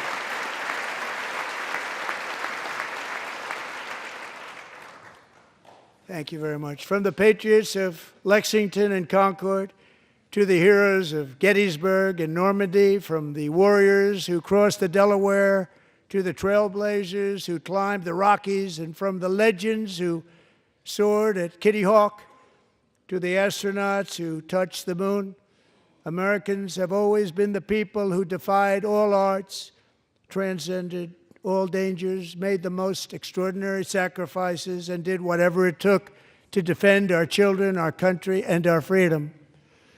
And as we have seen in this chamber tonight, that same strength, faith, love, and spirit is still alive and thriving in the hearts of the American people.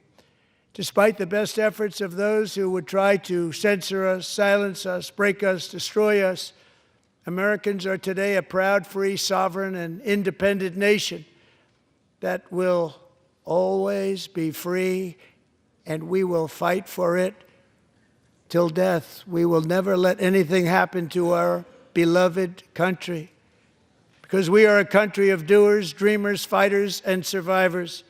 Our ancestors crossed a vast ocean, strode into the unknown wilderness, and carved their fortunes from the rock and soil of a perilous and very dangerous frontier. They chased our destiny across a boundless continent. They built the railroads, laid the highways, and graced the world with American marvels like the Empire State Building, the mighty Hoover Dam, and the towering Golden Gate Bridge.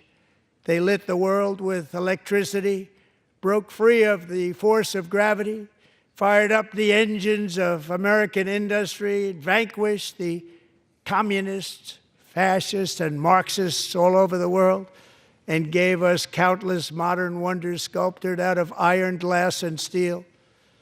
We stand on the shoulders of these pioneers who won and built the modern age, these workers who poured their sweat into the skylines of our cities, these warriors who shed their blood on fields of battle and gave everything they had for our rights and for our freedom. Now it is our time to take up the righteous cause of American liberty, and it is our turn to take America's destiny into our own hands and begin the most thrilling days in the history of our country. This will be our greatest era. With God's help, over the next 4 years, we are going to lead this nation even higher, and we are going to forge the freest, most advanced, most dynamic, and most dominant civilization ever to exist on the face of this earth. We are going to create the highest quality of life, build the safest and wealthiest and healthiest and most vital communities anywhere in the world. We are going to conquer the vast frontiers of science, and we are going to lead humanity into space and plant the American flag on the planet Mars and even far beyond.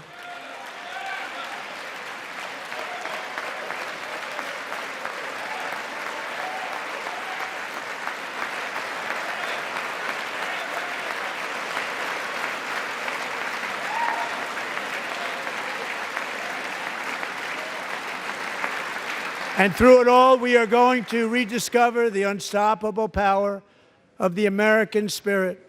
And we are going to renew unlimited promise of the American dream. Every single day, we will stand up and we will fight, fight, fight for the country our citizens believe in and for the country our people deserve.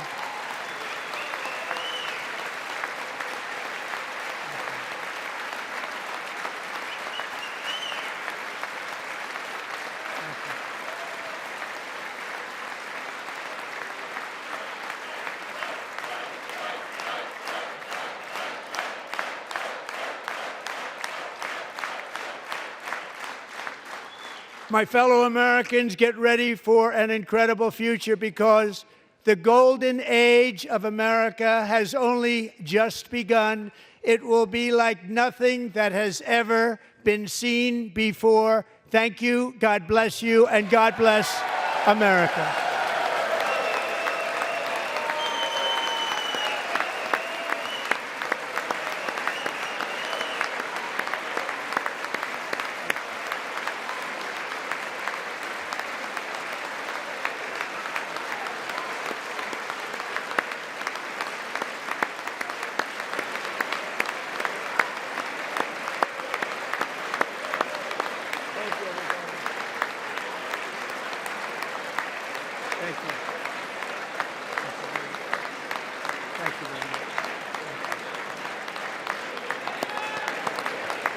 Thank you very much.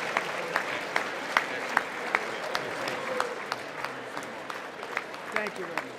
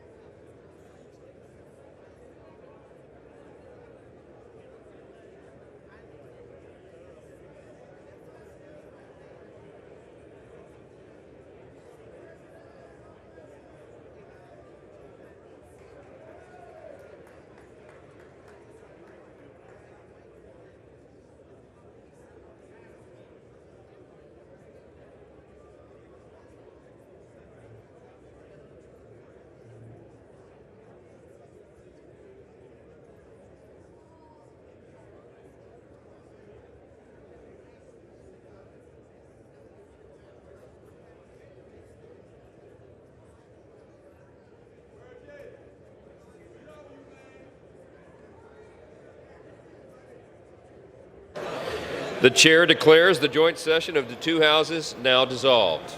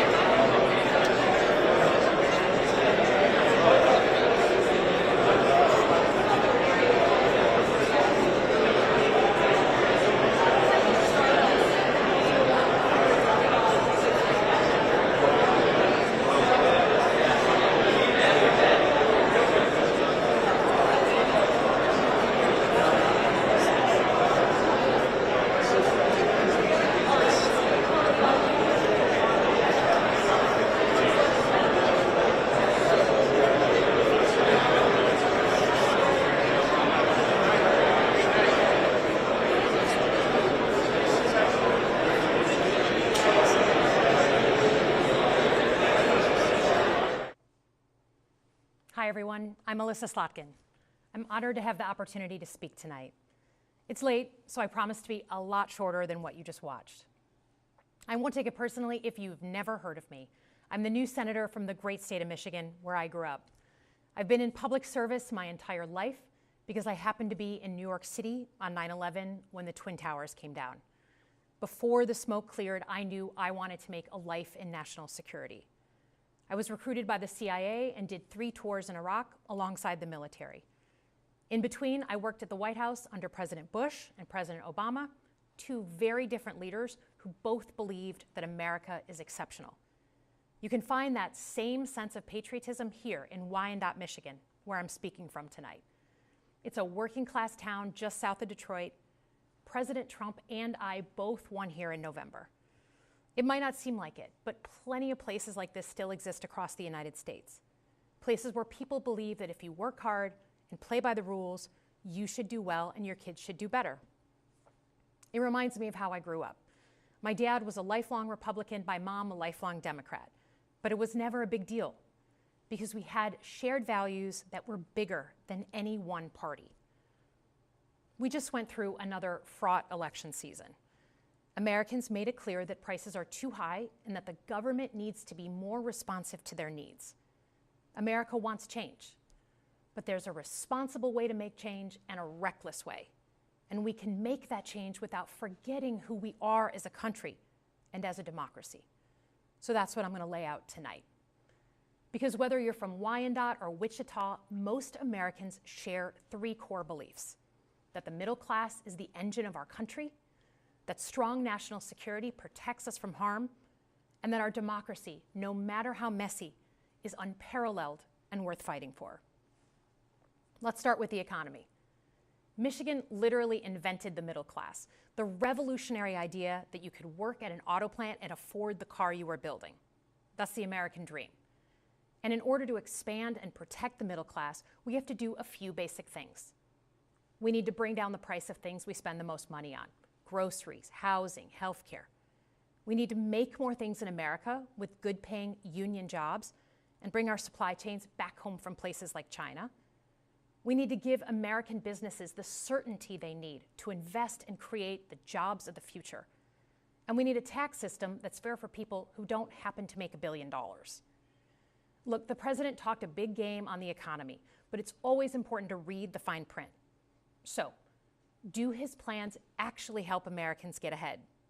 Not even close.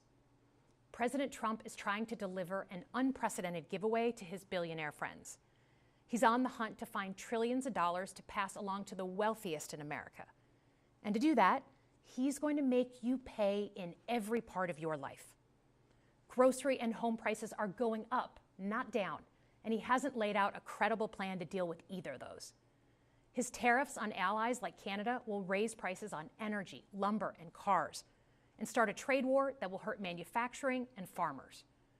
Your premiums and prescriptions will cost more because the math on his proposals doesn't work without going after your health care. Meanwhile, for those keeping score, the national debt is going up, not down. And if he's not careful, he could walk us right into a recession. And one more thing. In order to pay for his plan, he could very well come after your retirement, the Social Security, Medicare, and VA benefits you worked your whole life to earn. The president claims he won't, but Elon Musk just called Social Security the biggest Ponzi scheme of all time.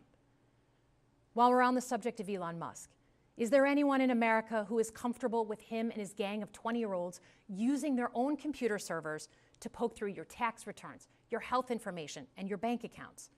No oversight, no protections against cyber attack, no guardrails on what they do with your private data. We need a more efficient government. You want to cut waste? I'll help you do it. But change doesn't need to be chaotic or make us less safe. The mindless firing of people who work to protect our nuclear weapons, keep our planes from crashing, and conduct the research that finds the cure for cancer, only to rehire them 2 days later? No CEO in America could do that without being summarily fired.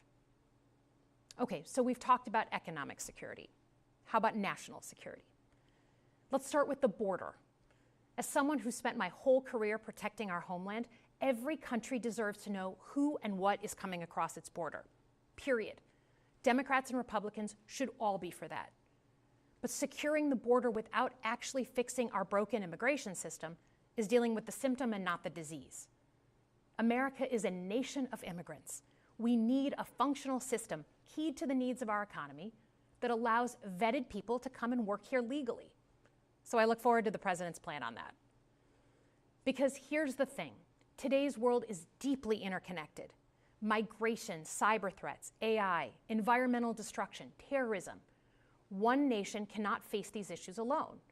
We need friends in all corners, and our safety depends on it. President Trump loves to say peace through strength. That's actually a line he stole from Ronald Reagan.